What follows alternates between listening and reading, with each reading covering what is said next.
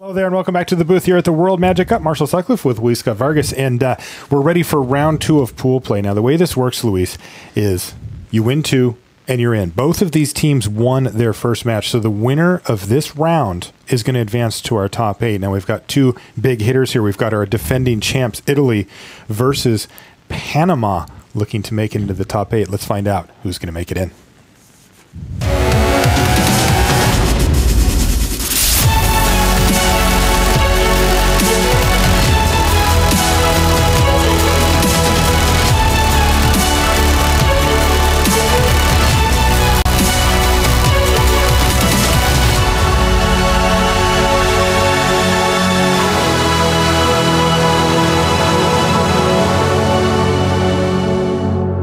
Hello and welcome to coverage of the World Magic Cup. I'm Marshall Sutcliffe in the booth with Luis Scott Vargas, and we are down the stretch on day 2 here. We're in pool play. This is the second pool of the day. And what this means is the first time you get 2 wins in your pool, you're into the top 8. Now, both of these teams already have 1 win. We've got Italy versus Panama lined up. Italy, of course, are defending champions as well. And we're going to start off on table C. On table C here, Luis, we've got Andrea Mengucci versus Sal Alvarado, Bant Eldrazi for Sal, and Ad Nauseam for Andrea. Now, these also happen to be the team captains for both of these teams. Can you run us through what these decks are trying to do? Let's start with Bant Eldrazi.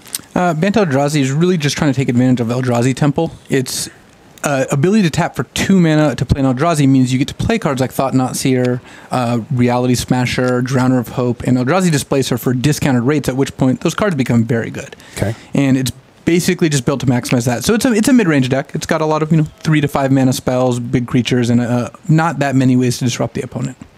All right, you can see an Ancient Stirrings on the stack for Sal. Now, on the other side of the table, Andrea Mengucci's playing, well, he's playing a little bit of an offbeat deck here. He's playing Ad Nauseam.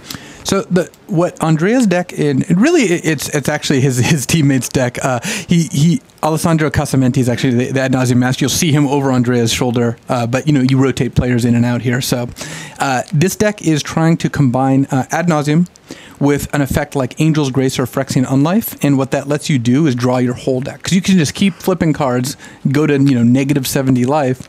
Once you have every card in your deck in your hand, you can win off of Lightning Storm or Laboratory Maniac. Okay. You can see he's starting to get things moving right now. Taking a look at his teammate Alessandro there to help guide him through. This is, of course, a team competition, and you are allowed to help out your teammates. You still have to play the game at a pace that will allow you to finish it, but you can consult for sure.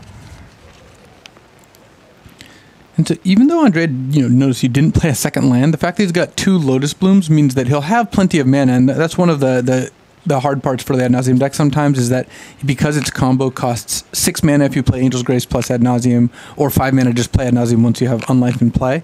That means that you sometimes are a little bit slower, but having Lotus Bloom suspended against not a very fast draw from Bant Eldrazi means Andrea's going to have the mana. The question is, will he have the combo? Yeah, this is just kind of a miserable draw from the Bant deck, right? Spellskite? Yeah, Spellskite, no Eldrazi Temple. Spellskite can pressure Lightning Storm, but okay. You can continue to retarget Lightning Storm. Also, Andrea is going to be able to win with Laboratory Maniac, because once he has no cards in his deck, he can play Maniac and then play one of his various draw card effects. Right, he's got plenty of those. We've seen him go through a few of those already here in the early stages. A pair of Sleight of Hands and a Serum Visions in his graveyard.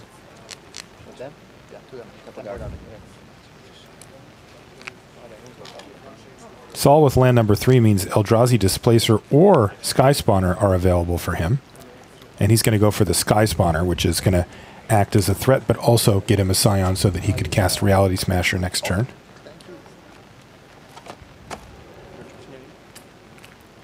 Tick-tock. So Lotus Bloom is going to go off of Suspend and onto the stack. It's going to resolve. Andrea has plenty of mana to work with, strangely, right? He's got 1 island, yet he could make 3, 4, 5, 6 different mana, including 2 red plus 3 of any other color and a blue. And Andrea kept a handful of Sleight of Hands and Serum Visions, but just hasn't gotten to a point where he's able to find any other lands. Or an Ad Nauseam, who's really missing his Ad Nauseam. The Pentad Prism's going to net him more mana. He's going to use one of his Simian Spirit Guides to increase the Sunburst on that to 2, and then immediately tick it down to play another Serum Visions. Look at his graveyard. He is sifted through his library. And now he has to decide whether he wants to keep another Serum Visions or just put it on the bottom. And he's got enough mana that keeping it allows him to just see more cards for trying to find Ad Nauseam. He's got a couple turns here. Yeah, still at a nice 20 life here is Andrea Mengucci.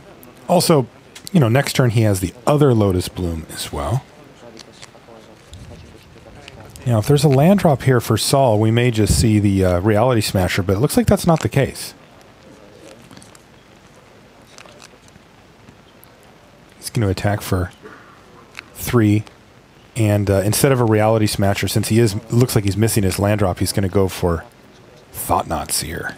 Yeah, it's one of the few ways Saul has to disrupt Andrea, and so Andrea can let Thought-Knot resolve. He also has the option of using Pact of Negation, and then you can cast Angel's Grace to prevent yourself from dying to Pact of Negation. Yeah, he's got an extra copy of Angel's Grace in his hand as well, so he probably wouldn't hate that.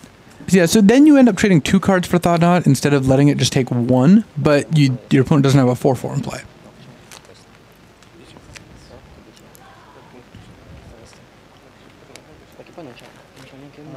And again, Andrea has a lot of mana. He's got a lot of redundancy in his hand. He's missing an Ad Nauseam. The Thought-Knot's going to take something either way, but Andrea will still have enough action to cast Ad Nauseam, even if Thought-Knot, whether it resolves or not. Yeah, this makes a lot of sense, though, right? Like, he also keeps a 4/4 off the battlefield, and it's a Bant deck. He can't expect to see much more hand disruption outside of Thought-Knot Seer. And so Andrea essentially built his own Force of Will here. Yep. Discarding a white card, as it were. He saved a life. Yeah, that he did. Way better. He had to pay a mana, though. That's true. Yeah, that was on the next turn. That's a little tough. Yeah. All right. So there's that Serum Visions that you were talking about before, letting him dig further and further into his library. Off the top, another Lotus Bloom, not really what he wants to see, and then a pair of lands. I'm assuming he doesn't want those either. No, it's a funny position to be in, to be on 1 land and scrying lands to the bottom. Yeah. But Andrea has 6 mana off just the 2 Lotuses. Again, he will be fine if he draws Ad Nauseam. He doesn't have, infinite time. If Saul draws a Eldrazi Temple here and can play Reality Smasher, that's going to cut down on Andrea's turn significantly. If not, though, that Eldrazi Sky Spawner is really not doing that much damage. Looks like another Sky Spawner here for Saul Alvarado. Andrea Mengucci has had plenty of time. Very slow start from Saul in the early stages. He's kind of picked things up a bit here, but even then, this turn, not exactly explosive. Let's see if he can find that Ad Nauseam. If he does find it, which, by the way, he didn't here, is it just game? Yeah, it would be game this turn, presumably.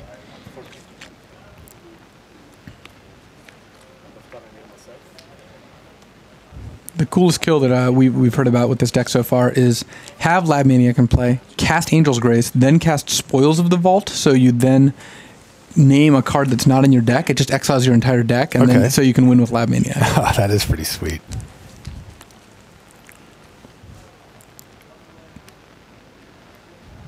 All right, so Andrea might just have 1 turn here. At least he'll be dead in a turn, but one of the cool things about the Ad Nauseam deck is that between Phyrexian Unlife and Angel's Grace, it can actually keep itself alive a few extra turns. Usually when you're in that position, you are really just delaying the inevitable because you're not actually making any progress, and you're using those to stay alive rather than you win. Eventually you use up your combo pieces, so then you can't win. But there are times certainly when that's just not gonna that extra turn is gonna be enough. Yeah, this is a huge swing here, 9 damage from Sal Alvarado, and he's just top decking Mengucci. Oh, and he hit it! Ad Nauseam off the top of his library. Wow, the last turn he had to hit it too. He's even got the Angel's Grace. We said it last turn. If he had drawn it, he would win. It looks like he's going to here. Oh, man. And this is where it's excellent having the resources of your teammate, because Andrea, if there's any interactions or anything that he's unsure about, he can just ask Casamenti. Yeah, that's right. And this is going to be here. I'd like to draw this. Yeah. Now, so he's actually just put the deck in front of Saul Alvarado, I guess just showing him, hey, I've got the pieces that I need to win this game, and he's going to earn the handshake with that. Wow, very last moment for Team Italy. Picks up game 1. Jeez, a flair for the dramatic there from Andrea Mengucci, but he does get the job done. And he just looks over very casually. Yeah, that's why I played all those Serum Visions, right? Yeah. I mean, he put a bunch of cards on the bottom of his library between Serum Vision and Sleight of Hand. So Did you see that look from Alessandro? Oh, yeah. Gave him the little like, okay, well, let's not cut it that close next time. All right, that is going to do it for that first game. We'll be back right after these messages. Check out Kaladesh Draft Leagues on Magic Online. Build a deck at your own pace and play at your convenience. Draft anytime, play anytime. For more information, visit mtgo.com. Up your game with Ultra Pro Magic the Gathering accessories. Find the best Magic art on card sleeves, deck boxes, play mats, and more. Visit ultrapro.com to learn more and find a retailer near you.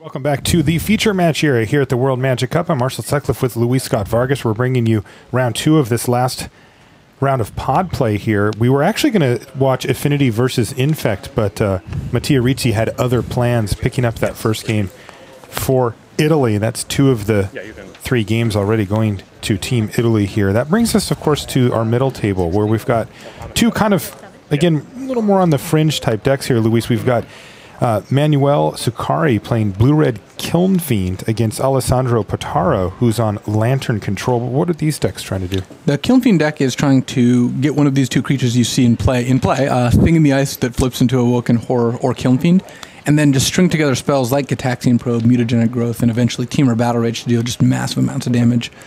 Unfortunately for that deck, the Lantern deck's also doing what it's trying to do, which is get Ensnaring Bridge out, that it prevents creatures from attacking if their power is greater than the number of cards in your hand, and then get out Lantern of Insight plus a combo of either Codex Shredder, Ghoul Caller's Bell, or Pyxis of Pandemonium, which lets Alessandro, playing Lantern, control the draw steps of his opponent every turn.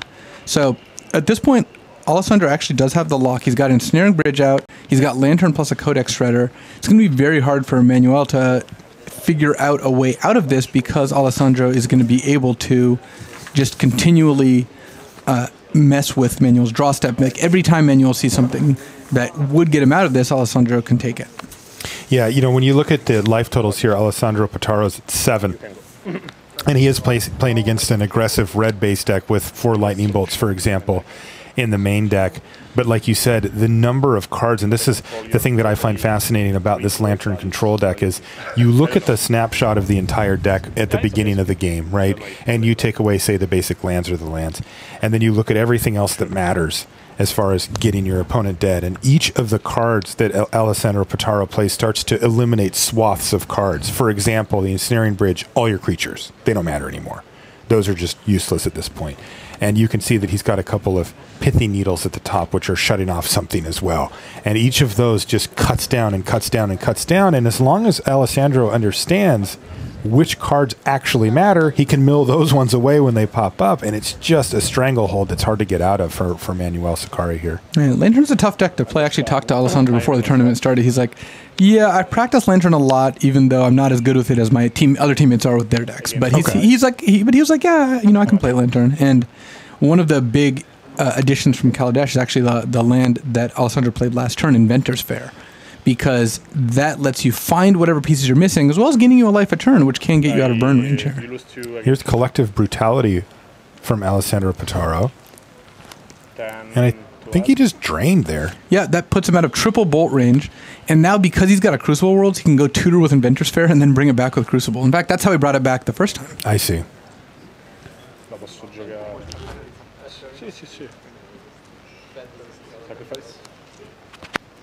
Wow, yeah, so the lock is firmly in place here for Alessandro. You know, he does only have the one Codex Shredder to go with the Lantern, but it just seems like he has so many of the avenues already cut off that it's going to be, I wouldn't say impossible, but nearly impossible for Manuel to come out of this, right? That's the problem from Manuel's side, is that it's not actually impossible. You could hit like 5 action cards in a row, but you're probably not going to. So you play on, but Alessandro's going to be patient. He's going to let you draw that mountain. He's going to mill you only when it's a card that will stop him from winning. So it's really tough to kind of play out the end of these games. Yeah, it's also sort of an endurance test. How much can you take, right? Because your opponent has so much say over which cards you draw, and it's just, you don't want to let somebody just over and over say, yeah, I will allow you to have that card. You're like, thank you so much. At some point, you just scoop him up. The Inventor's Fair Crucible lock, I think, makes that a little easier. Yeah, I think so too. Also, now that he's got the third Codex Shredder going, in conjunction with the Lantern, now we're talking about even if you have 5 action cards on top of your library, you still don't win this game. The chances of that are so minute.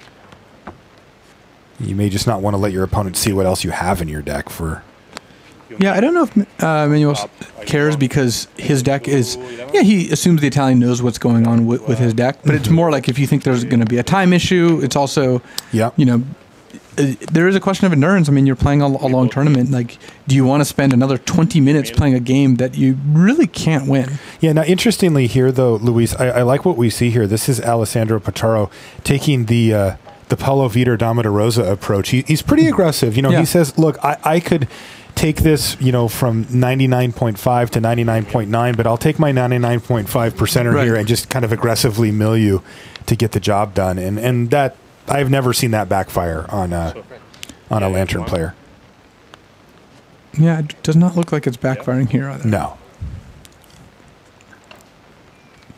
Okay. No. Oh, si devo ancora stappare, ragazzi. Yeah, I gain 1. 12. I gain 1 and go to 12, says Alessandro. And he's just got all the lock pieces in place. Yeah, Academy Ruins means that even if one of his artifacts were to be destroyed, he could get it back. Though, of course, if the Ensnaring Bridge is destroyed, it's likely Manuel could finish the game in one shot. But I don't think in game 1, it does not seem like there's any solution to that. Yeah, the only cards that come to mind from these type of decks are Cryptic Command, and I don't think that Manuel plays that card. I think I can lose, yeah. Yeah, and finally Manuel has said, okay, I got it. I've seen enough. You got this one, Alessandro. So... once again, down in the feature match area, that's a clean sweep for the Italians in game 1s. Wow. And we saw that from the Belgian team last round as well. And we've seen some really dominant performances from these teams. It hasn't slowed up. It's pretty funny that the Belgian decks and the Italian decks almost couldn't be more opposite. The Belgians has 3 fast linear decks, like, Infect, Burn, and Goryo's Vengeance, whereas Italy has Ad Nauseam and Lantern as 2 of their 3 decks, which are not particularly fast. But the fact that all the Italians are up a game means that this could be still a fast match. Well, let's pop in on that Affinity versus Infect. This is modern fans will have seen this matchup many times. This is Cesar Segovia playing Affinity versus Mattia Rizzi on Infect. That's Mattia right there, and there's Cesar.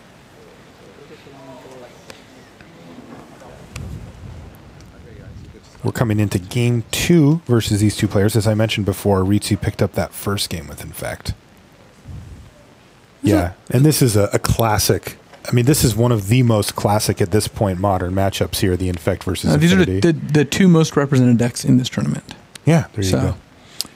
It's an interesting hand from Cesar here. He's got a lot of mana, but not a lot of action. He besides the one Thoughtseize, he's got a Memnite and a Blinkmoth Nexus that can attack. So that is not a lot. This is the kind of hand that really wants to draw, a Cranial Plating or Master of Ethereum, something that can really get the game going. But it's disruptive, and it has, again, a lot of mana and a fast artifact count, so that's the reason that Caesar would have kept that. Cesar has an interesting choice here. He can take a Pump Spell, or he can take the Glistener Elf. The problem is that Ritzy also has another Infect creature in his hand that he cannot take with that Inkmoth Nexus. Inkmoth does pressure Mattea's mana a lot because it's a land itself, costs 1 to activate, so it's going to be a while before he can attack with that and play multiple pump spells. So taking Glistener Elf makes a lot of sense here. Okay, that's what he's going to do.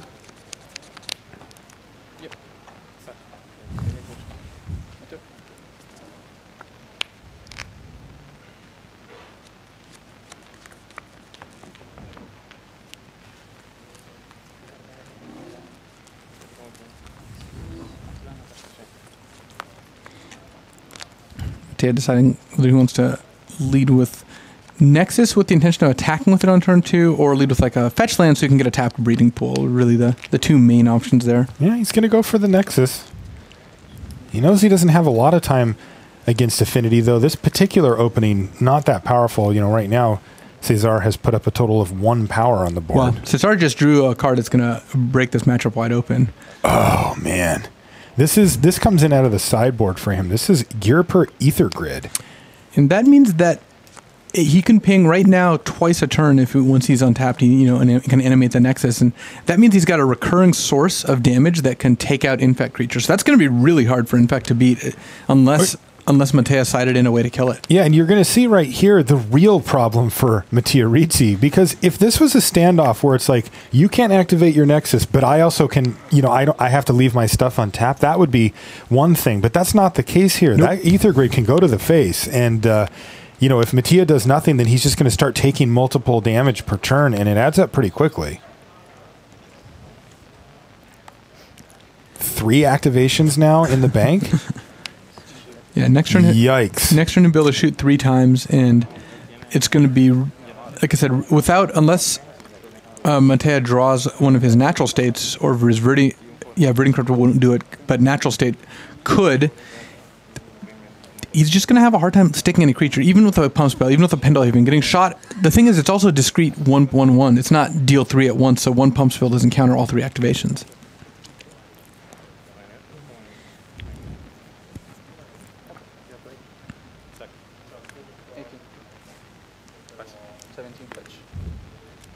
They're going to get in for 1 with Memnite.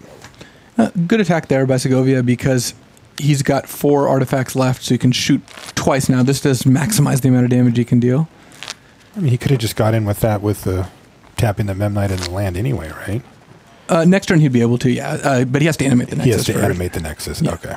So I would expect next turn that he's more likely to leave those back just out of safety, but this turn, it's a free point of damage. Right.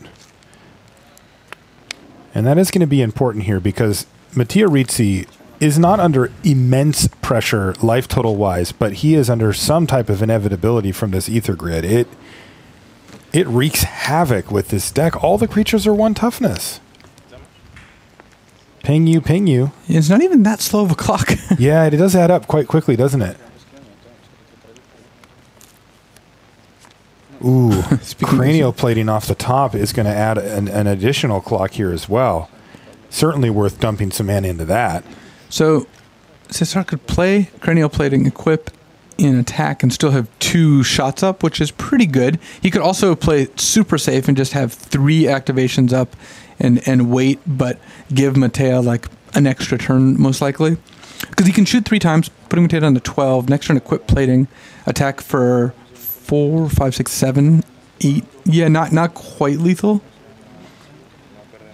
So it would be an extra turn, but having an extra shot means Matea needs an extra pump spell, and you might not want to risk Matea having some combination of like distortion strike, mutagenic growth, become immense, or some combination that gets by all that. It's going to be difficult either way, and Matea's not that close to that, but Cesar doesn't know that. So the difference between leaving up 2 pings and 3 pings here is what they're discussing. Yeah. Well, and getting in for a big hit of damage. Yeah, it's 2 pings or 3 pings and no hit. And if you do, so if 3 pings plus no attack, 3 activations of the grid, or 2 activations of the grid plus a pretty big hit with cranial plating on a Memnite or an Ornithopter. Yeah. I think that they are in one of those positions where, you're not as much thinking about how to win the game, but how does this go horribly awry for us? Right. And they're going to play it safe, it looks like. I like this play. There's just no reason to lose to like the right combination of 5 cards when you can force it to be like 6 cards, because that just makes it so much less likely. Exponential, Yeah. Now, alternatively, we could see Matea Rizzi get lucky here and just top deck a removal or an answer, for the gear per ether grid. That would change this game dramatically. It would certainly help. It's kind of unfortunate for Rizzi that even if he draws a natural state now and like goes to kill ether grid, if he gets, I guess he wouldn't get shot for the full amount because the Nexus is still there, but he could end up just dying to cranial plating before he can get anything going. Because Rizzi's hand is also just not that good. He's got a lot of lands. He finds a blossoming defense off the top.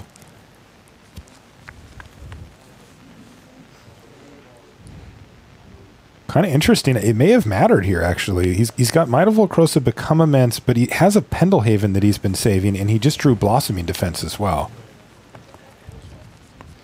I guess he's a little bit mana crimped here, isn't he? Can't cast both of his pump spells. And that's the problem with Inkmoth Nexus is, it's a fantastic card. It makes the deck, but it is a mana-intensive card, and when you're under pressure, which is very much the case this game, it's going to be difficult for Matea to have an Inkmoth plus enough pump spells and able to sequence things to the point where he gets around that ether grid. Yeah, if Cesar would have attacked and if Matea had an extra mana, he could have done it, but he had 3 ways to react. But unfortunately, that is a long way off by modern standards. Oh, yeah. And unfortunately for Matea, Cesar would kick things off by just blocking with Ornithopter, making it that much more difficult to really even make any progress. Ornithopter on blocks, too. Yeah. It's brutal. Arcbound Ravager was the draw step there for Cesar. He decided to cast it. I could actually see. It's possible to see. Yeah, if Cesar wanted to be very cautious, he could still not attack with cranial plating, though that seems like it, at that point you're giving Matea unneeded draw steps. Yeah, that is the thing, of course, that you're weighing it out against by playing carefully and not losing to what Matea Rizzi has in hand. But if you let him have 3 additional draw steps, the contents of his hand is different.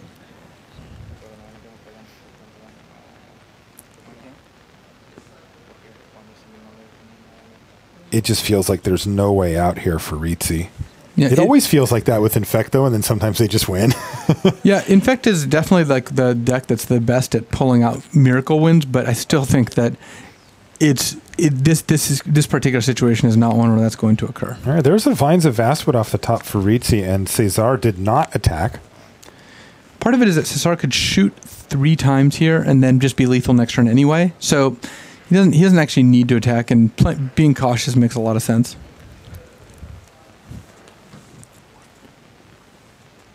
Rizzi just feeling the pressure of that gear per ether grid. The good news for Rizzi is that he did win game 1, so if he does lose this game, he'll have another shot. Land go. Take 1, 2. Take 3. You're down to 8. Once you get 2 artifacts together, they can, lob a shot, right? Like I guess you have to plug them into the grid or something. I'm not sure exactly what the mechanics are. Technically works. kind of cool though, going back and looking at Girper Ether Grid. At the time it just was like, oh, this is kind of weird. Yeah, just now we know a draft build around that doesn't quite get there. Right. But now it's actually a really good sideboard card in the Affinity deck. There's just multiple matchups where it's one of your better cards. And this has to be the best of them, right? Yeah, I believe that this is the matchup where you want it the most. Okay, this Mem Knight's going to crack in with Cranial Plating and force the issue. Ritzy is going to be forced to activate his Inkmoth Nexus. Cesar can start firing at it. He could even just let this happen if he wants. Yeah, he's just going to let him block. Sure. Yeah, Cesar is just not losing by doing this. So he's by blocking and just passing, or letting him block and just pass, he's forcing Matea to make the first move. And Matea has to make multiple moves. That Cranial Plating, what is it? 1, 2, 3, 4, 5, 6, 7, maybe 8? Depending on what Cesar wants to do. It's +7, +0. Yeah, so the Nexus is...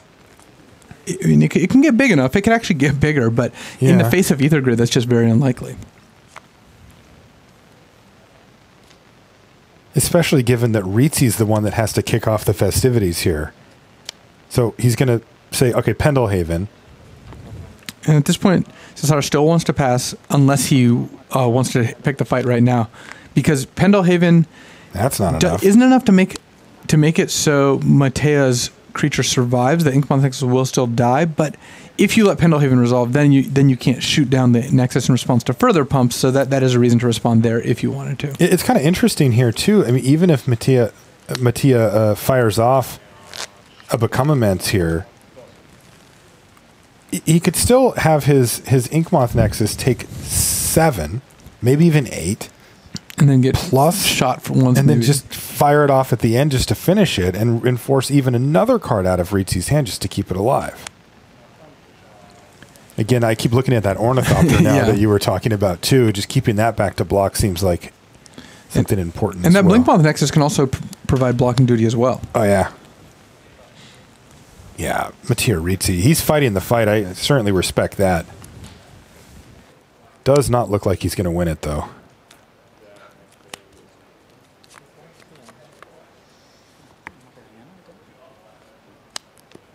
Blossoming Defense. That's going to get another card in the graveyard for him here as well. So Blossoming Defense does mean that he doesn't get to finish it off with the Ether Grid, though. Yeah, so now the Nexus is large and untargetable, but not large enough to survive this combat. And from Cesar's perspective, this is all fine. This is a lot of work to kill a Mem Knight. Matea traded 3 pump spells, or 2 pump spells and a Nexus, or 2 pump spells, a Pendelhaven activation to save the Nexus, but yes, to ultimately trade for a Mem Knight, which then next turn, if the Nexus wants to attack, the grid is still ready and waiting. Yeah, there's also that Arcbound Ravager that's ready, willing to pick up the Cranial Plating and bash again.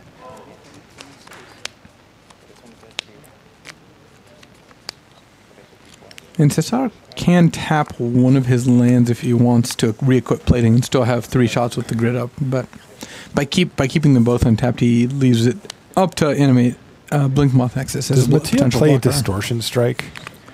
He does. He's only got 1 in his main deck and 1 in his sideboard. Okay, because with Distortion Strike, maybe he could try to chain something together, but this is not looking good. There we go. Matea Ritzy's going to pack it in, and that means that Panama is on the board here. So that was Cesar Segovia picking up the first game win here for Team Panama.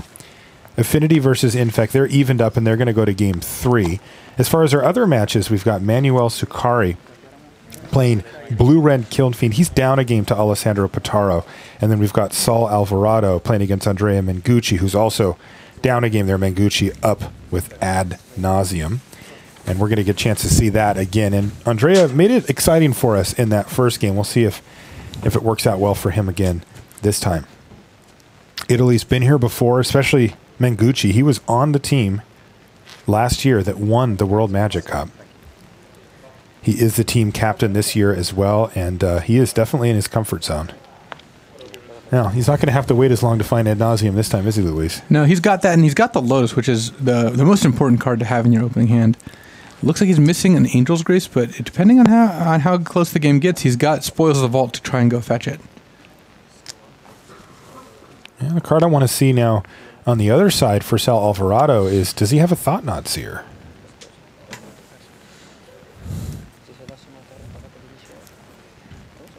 Wow. So don't call it a comeback here, Luis. Manuel Sakari just won game 2 versus Alessandro Potaro. So the blue-red Kiln Fiend deck took one back from Lantern Control, and now we're all tied up on tables A and B and seeing how things go here on C. So Panama, not done yet. No, not by a long shot. So it looks like Saul, has the Eldrazi Temple, but not the Thought-Knot Seer to go with it. We'll be seeing a Reality Smasher next turn, most likely, which by itself, a lone Reality Smasher is usually not enough to finish off Ad Nauseam before they get their combo. Yeah, still no Angel's Grace, even though, even then, Andrea Mengucci is just going to go ahead and take a Pact of Negation.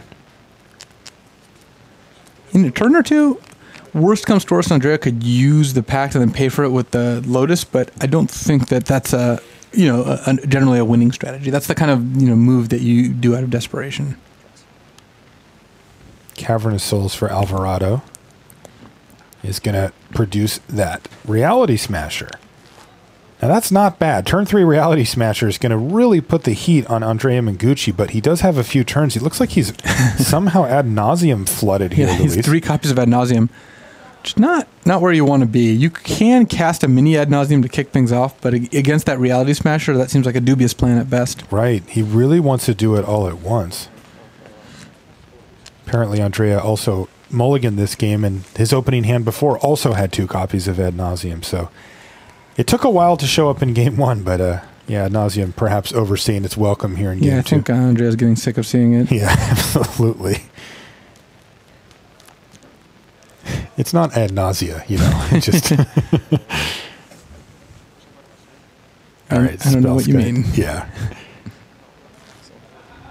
Again, Spellskite not a critical player here in this match. Has a little bit of utility.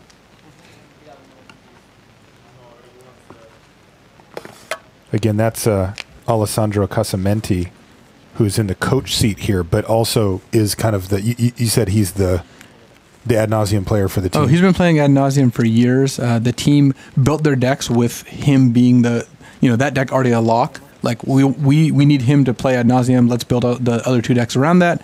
And Italy's very happy with it. All right, this is exciting. So this is Spoils of the Vault. What's going to happen here, Luis? So Andrea's going to name Angel's Grace and reveal cards until he hits Angel's Grace and lose 1 life for each card revealed right there. So he found it very quickly. Yeah, that worked out really well for Andrea. I mean, you could just die to Spoils of the Vault. Yeah. Very easy. He was only at 9 life. Wow, that was nice. Or was it 7 life, falling to 5. And now he gets the Lotus Bloom off the stack. And now he just wins. And he's just got the combo. He just found another Ad Nauseam somehow. Well, he got those out of the way, didn't he? Crack the Lotus Bloom. Play Angel's Grace. Now he cannot lose the game. And here we go, Ad Nauseam, and he's just going to pick up his deck again. He's got the other 3 copies of Ad Nauseam still in his hand. And his hand looks a little different now than it did a second ago. That hand is now his entire library. For anything. He also has a bunch of packs he can play. He's got Pact of Negation and Slaughter Pact, so he's going to be able to just make sure nothing. Oh, how jealous are you of that hand? Look at it. Yeah. It's his whole deck. And here we go. We actually get to see some of this happen now. Before, he, as a courtesy, showed his opponent his deck, but there's that Lightning Storm. How does this end up actually finishing off Saul? It starts by dealing 3 damage. Andrea discards a bunch of land to up the number of counters on it while it's on the stack. And since he's drawn his whole deck, he's able to just find enough lands to up the damage to lethal. Even if Saul has like a land or 2 lands in his hand to retarget Lightning Storm, Andrea's going to have enough lands to go back over the top, because each land represents 2 damage. 25 to you. Boom. Any player may play this ability if Lightning Storm's on the stack. Saul's going to say, okay, well, show me. And you can see that Mengucci has him 1-for-1 on those lands. And he did it. Andrea Mengucci, with the help of Alessandro Casamenti, defeats his opponent, Saul Alvarado, here 2 games to nothing, and gives Italy the privileged position here of needing a game win to take down the round. Let's head back to table A. That is Cesar Segovia on Affinity versus Mattia Rizzi on Infect. We saw the end of this one just recently. with Girapur Ether Grid taking over as an all-star that game, and we'll see if it can do it again here. Looks like both players are on 6 cards here, Luis. And no blue mana. This hand would otherwise be somewhat solid for Ritzy. He's got double Natural State and Pendelhaven, but his other cards are 3 blue cards and no blue mana. On a mold of 6 where he gets to scry, having 2 1-mana kill spells, this seems like a hand you could easily keep on 6. He's got that scry. He has 2 natural states in his hand, which can help him for the real problem that he faced last time. Yeah, it can kill the Ether Grid. It can also just kill anything, basically. So being able to slow down Cesar makes sense. Oh, he's mulliganing and he looked. Well, if you're going to mulligan, you might as well look. No, that is not true, Luis. I'm just so curious. I always look. I actually had a chat with with Alexander Hain from Canada down in the feature after they finished their match. He said Shahar always looks. He said he just can't live with himself without looking at it. You've got to know whether it would have worked out or not. And then Alex said, well, there is an argument to be said for looking, because if you get a big enough sample size, you may find out that you were doing it wrong. And I said, yeah, you're going to have to show me a spreadsheet before I'm buying that argument. He just laughed. I've got a spreadsheet where I keep track of this stuff. That is so not true.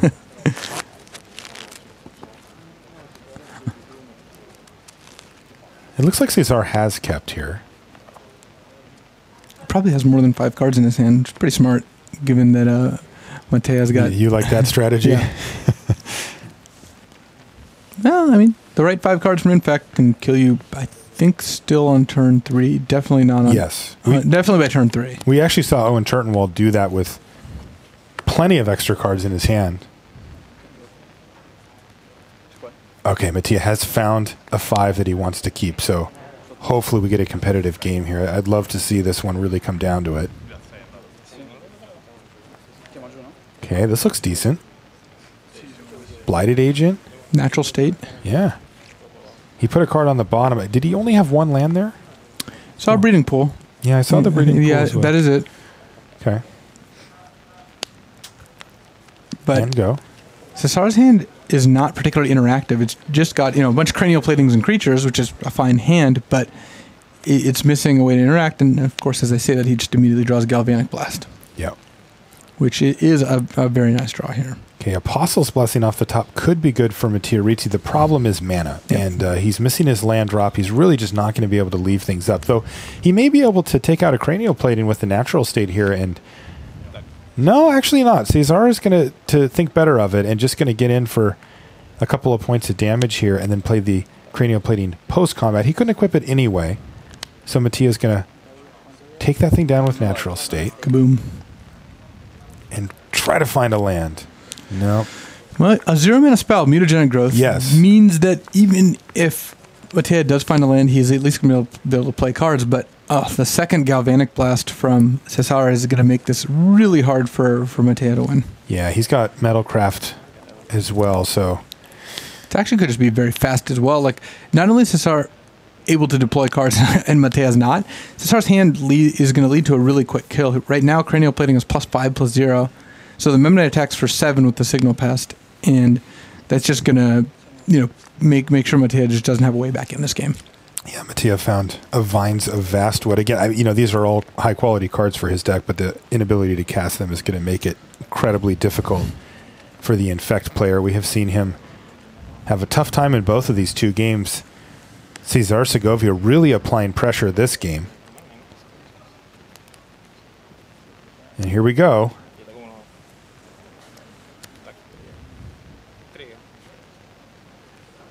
Signal Pest trigger as well, says Cesar. So, again, 5 artifacts can play men with 6/1, 7/1 off Signal Pest, and that's just lethal next turn combined with these Galvanic Blasts. All right, there's a land off the top for Rizzi.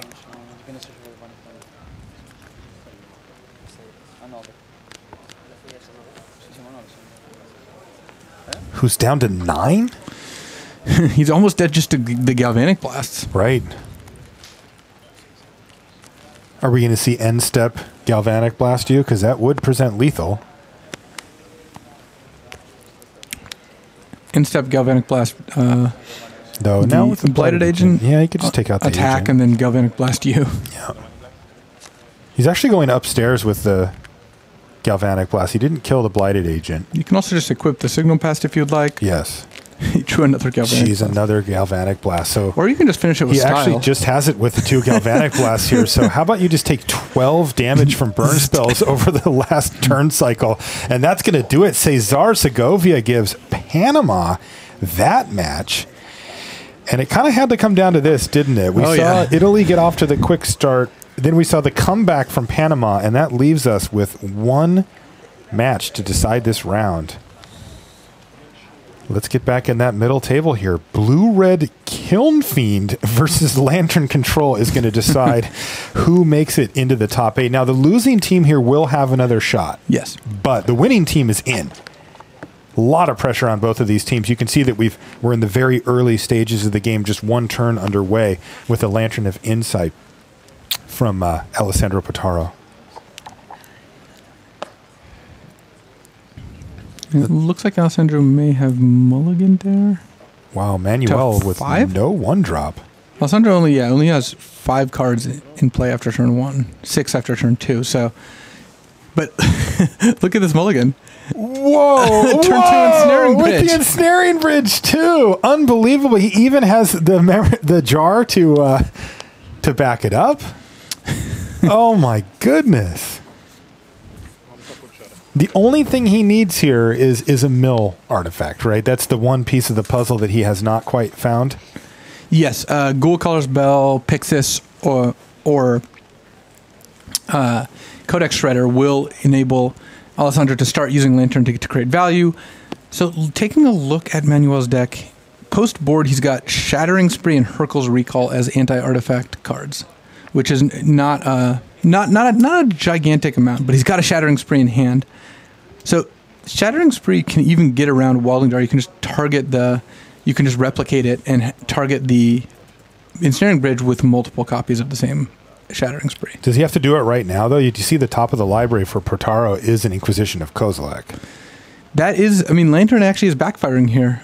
It's providing Manuel with information he wouldn't have had otherwise that will likely impact his play because if he doesn't do it now, and he gets Shattering Spree Inquisition, he might end up in a spot where it's very difficult for him to ever kill that Ensnaring Bridge.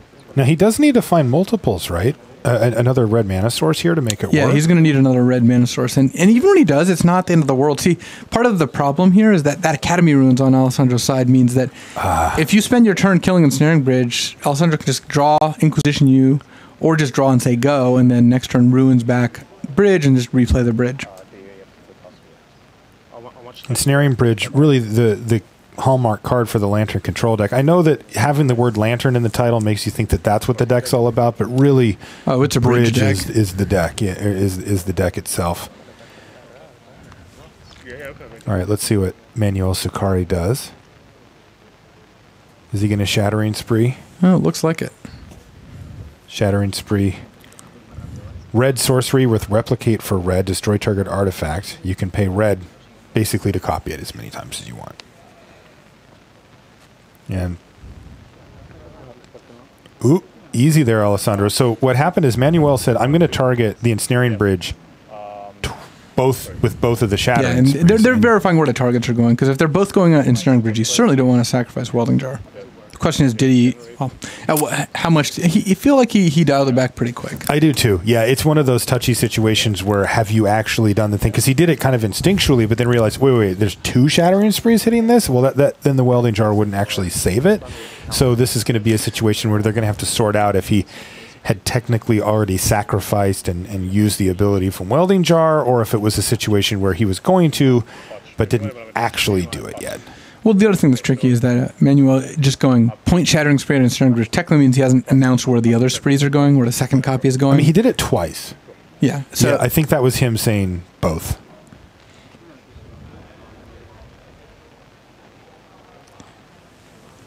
You can see that Portaro just said, okay, I'm just going to get my Ensnaring Bridge back, go.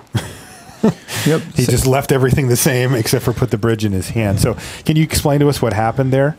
So Academy Ruins just has the ability of putting artifacts from a graveyard on top of your library, and Alessandro just did that during his upkeep, drew the bridge, and said go. So right. Academy Ruins is pretty powerful card. In any sort of long, slow game, it just gives you so much protection for all your artifacts. You haven't lived till you've Academy Runes Triskelavus. That's where you went with that? Oh, yeah. I thought you were going to say Mindslaver. Yeah. That just ends the game. The whole point is not to actually end the game. You like to play with your food, huh? Maybe just a little. Reveal the first, try 2, then after resolve you reveal. Pyromancer is part of a sideboard plan, actually. They're in the sideboard, and they're a way to pressure on Alessandro. They might be partially there because the tokens can get under Ensnaring Bridge, though realistically the Lantern deck just has no cards in hand most of the time once it's cast Bridge. Yeah, and that is actually the case here, though it's likely that there will be a one card stuck in hand for Portaro here as he's drawing an Inquisition and like to get that bridge back on the battlefield, I'm assuming as soon as he can. He just has not untapped his permanents. Yeah, for 3 turns, he's just tapped out. They've just stayed tapped, which I think is very acceptable. Yeah, I think that's exactly what he wanted to do. He's saving energy. And, you know, I have to say, Alessandro Portaro is still at 20 life. He has not yet found one of the mill artifacts, and then those are going to be an important part of him actually winning this game. But he can feel relatively safe here that he can play the Blooming Marsh there. He can play the Inquisition and be on 0 cards again and just hide behind that Ensnaring Bridge. He also has the option, and it costs you draw steps, of sacrificing Lantern to force Manuel to reshuffle and then Academy Runesing back Lantern. It's like the worst Lantern Codex Shredder you can imagine, but if Manuel's drawing like an Ancient Grudge or Hurkyl's Recall or something along those lines, then that could be tough. Though this particular build of the blue-red deck chooses to use Shattering Spray.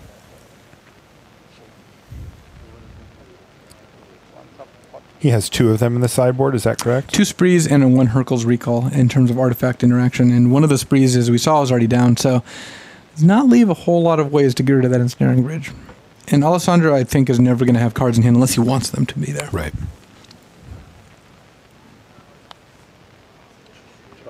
Yeah, the thing I'm paying the most attention to from Portaro is, does he find a Codex Shredder? Does he find a Ghoul Caller spell? That's the last card he's missing.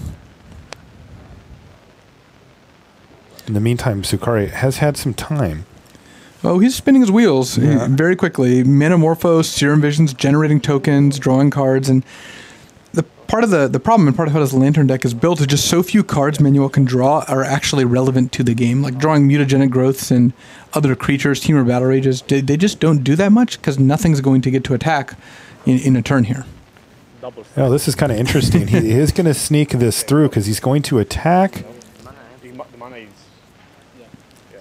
Right now, with 1 card in hand for Portaro, there's one of those elementals that's not summoning sick that should be able to attack through the bridge. Yeah, and then he can actually mutagenic growth it pump spells if he wants and deal a cool 6.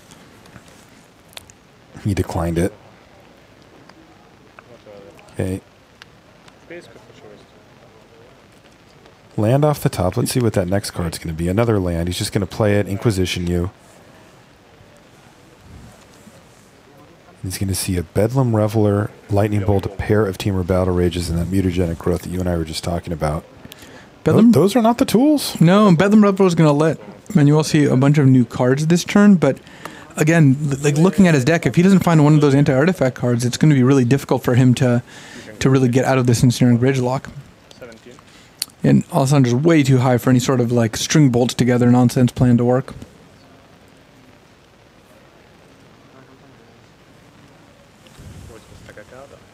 So he'll get 3 fresh cards from the Reveler. What if he does find a way to get rid of the bridge? Well, still can't kill him in 1 shot from this point. He can't kill Alessandro in 1 shot, and if Alessandro has mana up, he can Academy Runes end of turn, like right now.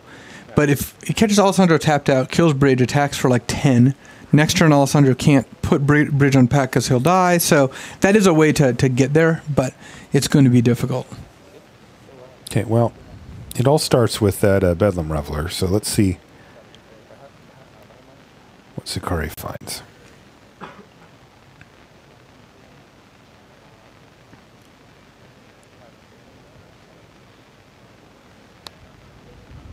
He's going to be able to make a giant army of tokens. Yeah. Okay, discard your hand. And Alessandro will be able to see what cards are drawn here because they're drawn one at a time. So the lantern will like reveal the cards as they're drawn. That's always tricky to know which ones you get to see. Oh, there's the Hercules recall. Oh, he found the recall. That means Alessandro has a one-turn window to find something here. Otherwise, he gets Hercule recall and attacked with Bedlam Ruler for 4, Pyramids for 8, plus the 4 tokens. That's not quite enough, but Manuel's got a few turns, so he can wait until he has lethal and then play the Hercules. And I guess Mutagenic Growth adds 3 because the Bedlam Reveler's prowess, so it's possible that Manuel could get there, but if he doesn't, he's not going to want to cast a non-lethal Hercules recall. But this is going to force Alessandro Potaro to use his lantern. He doesn't want to draw that swamp. No, he knows he's dead if he draws the swamp. So what does he need to find here? Piece of hand disruption to make Manuel discard it, and that would be the cleanest way. And if he doesn't, is Panama going to be in the top 8? Like, is that what we're looking at here? Well, if he doesn't, then it looks like that Panama is going to lock up their spot and give Italy the opportunity to play for it in the last round, but not have locked it up. Man, Hercules recall. Oh, that's not that. I thought that was an Inquisition. No, the Ancient Stirring's not quite as effective. Wanted. Yeah. Alessandro Potaro from Italy at 19 life, just hiding behind an ensnaring bridge. But a real army has been formed by Manuel Sukari on the other side. And it looks like it's a Codex Shredder. It's the only thing that Potaro can come up with. So currently, Manuel's at 11 damage. Every spell he casts gives him 1 more because of Bedlam Riveler having prowess. So Hercules Recall brings him to 12. Mutagenic Growth adds +3. That's 15. So he's getting close. There's a couple spells that can bridge that gap, but you really can't cast a non-lethal Hercules or you run the risk of getting locked under bridge again. Does Potaro have enough mana, though, to actually make that work?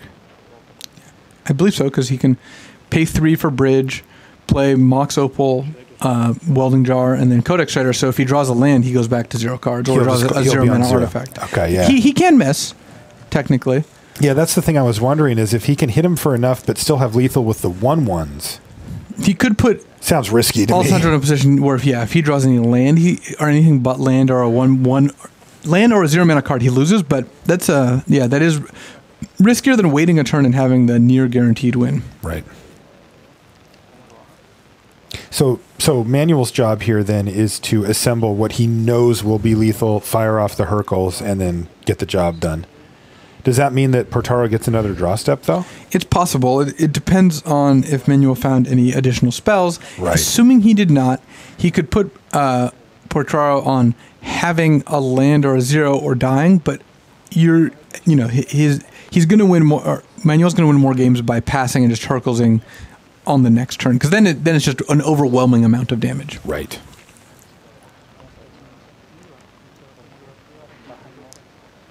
You can see a Kiln Fiend at the front of Manuel Sukari's hand as well. Yeah, and having a Kiln Fiend in play, of course, would make this quite lethal. All right, here's he's going for the Hercules Recall right now. Hercules Recall, very, very simple. Return all artifacts target player owns to his or her hand. He's going to use the Codex Shredder in response. He would have drawn that Inquisition. Oh, so brutal.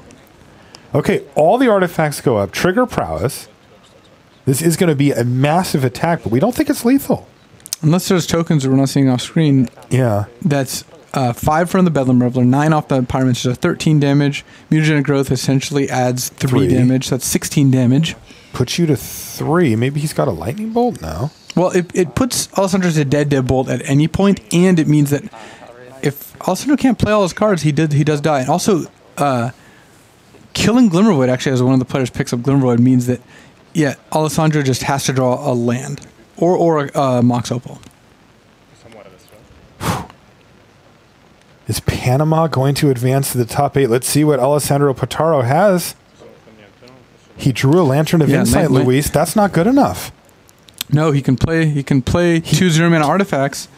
He can play Lantern, but he can't replay Bridge. Yeah, he's showing his teammates, and he can't do it, and extends the hand, and that is Panama working their way through the top 8. They had one of the toughest teams to go through. Our defending champions, Italy, they have dispatched them and are going to make them play a win in next round for top 8. It looked so good at the beginning with all 3 players from Italy taking their game 1s, but Panama was not to be dispatched so easily, and now they're into the top 8. Congratulations to Team Panama. Yeah, very well done. Wow, great stuff down there. And you can get a sense for the level of drama that we're going to be bringing you as we work our way through. Next round's going to be even more intense because no matter what, it's win or go home. Here, again, Italy, now they have to regroup, go get a glass of water and say, okay, boys, we need to focus in and come in to this last round ready to go, not let this one bother us. In the meantime, Panama's like, where are the sandwiches? They get a round off. Yeah, so they get a chance to go hang. And like I said, that's what it's going to be like in this last round because of pool play. I love it. It's very simple. You win two of the 3 rounds, and you're into the top 8. Panama did it the easy way by winning the first 2. Italy, maybe they will, maybe they won't in that last round, but that's what we're going to be keeping our eye on as we move forward and keep you updated to your teams at home for everybody watching around the world. And of course, we're going to have Rich Hagan do that in just a minute, but we'll be back right after these messages.